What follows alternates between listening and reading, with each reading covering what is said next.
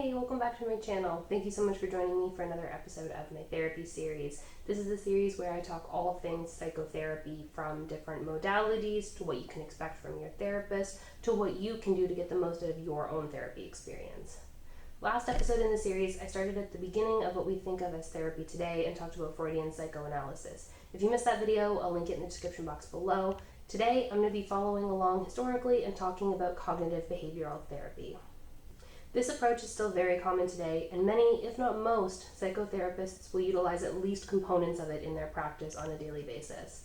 There's also a growing use of mindfulness-based cognitive behavioral therapy, or CBT, but I won't get into that in today's video. Cognitive behavioral therapy, or more commonly referred to as CBT because, let's be honest, the name is slightly too long to be convenient. It was developed by Aaron T. Beck. Beck was born in 1921 in Rhode Island and qualified for psychiatry in 1946. At that time, psychoanalysis as put forward by Freud was in its heyday. It was basically synonymous with psychotherapy at the time.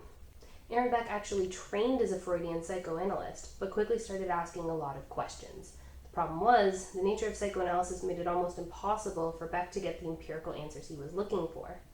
And he changed all of that when he tested psychoanalytical theories through a series of clinical trials and discovered that most of the theories didn't actually match what real patients were experiencing.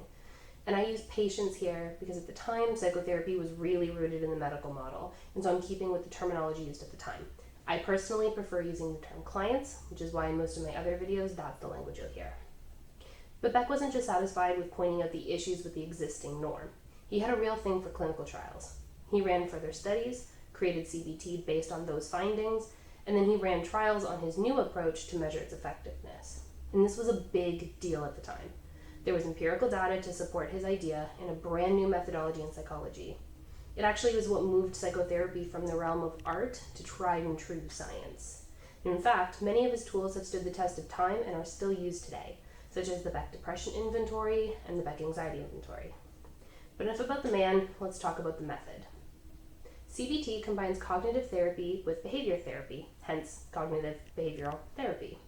Sometimes the jargon actually makes sense. It's goal-oriented and focuses mainly on the present. CBT is based on the idea that your thoughts, feelings, physical sensations, and actions are all interconnected, and that negative thoughts and feelings can keep you locked in a vicious cycle. An important aspect of this pattern are your core beliefs, which are the beliefs we hold about ourselves, others, and the world. These are absolute, rigid truths that we hold, sometimes deep within us without even our conscious thought. But these truths determine how you perceive and interpret the world. Beck believed that mental health disorders involve biases in how we perceive, act, and think. And so addressing and reframing any unhelpful core beliefs is crucial to the process. His goal was return to more rational or helpful ways of thinking about the situation. CBT helps you understand patterns in your thinking and behavior. Oftentimes, we're actually engaging in self-defeating habits or behaviors that create cognitive distortions, which are irrational thoughts that can influence your emotions. And this is where that vicious cycle comes in. For example, if you're struggling with anxiety, you might interpret unanswered text messages as a sign that your friends don't actually care about you, but therefore you stop responding altogether, which in turn, of course, means that those friends may eventually stop reaching out, which will encourage your idea that maybe you aren't deserving of friends or aren't actually cared about. But by identifying these patterns, you can then begin to create strategies to change or address the thoughts and behaviors, which in turn alters how the situation makes you feel. And this approach involves a lot of critical self-reflection, awareness, and practice. It also involves looking at your life to determine what your triggers are, and it involves a lot of honesty. Thought records are often a helpful tool that your therapist may assign you to help you notice when, where, and how often your negative thoughts occur in order to help you understand the why.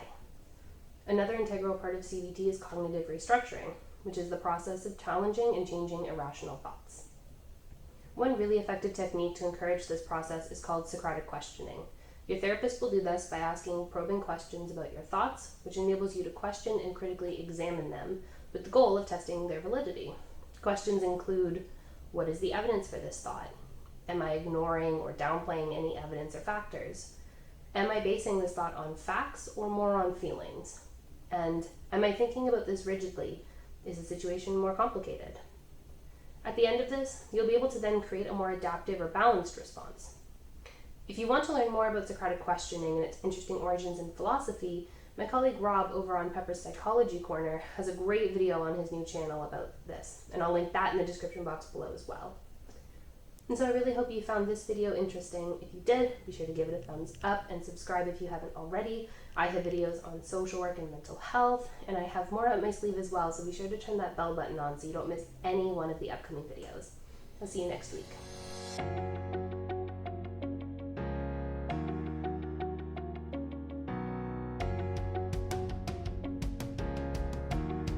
T. Beck. Beck was born in 1921. And of course my phone rings while I'm filming. Of course it does.